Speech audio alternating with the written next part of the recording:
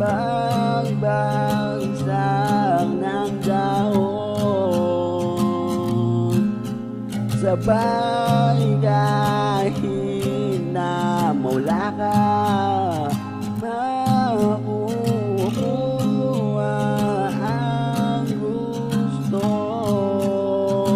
Mag-isa nanatiling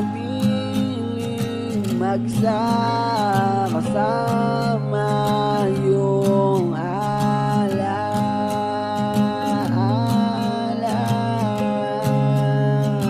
Bawat takbo ng buhay ay parang patak lang ng ulan na bumubuhos.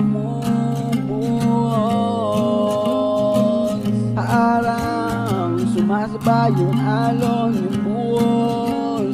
Sa tuwing kapaskuhan, nakikilala ang tunay na pagmamahal. Kung bakit ka mag-isa, malalaman kung bakit ka masaya sa bawat takbo ng buhay. Katulad ng ang dami ng patunay nung bagay kala ko dati. Katulad nung dati, katulad nung dati. Para bang umaalon na bumubus yung patak ng takbo ng buhay. Sa ngayon ang panahon, kasabay ng mga pagbagsak ng dahon, sabay kahit na mawala ka, makukuha ang gusto.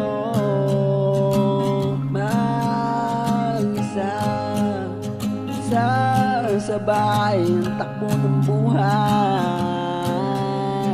Kung malalaman na parang masaya,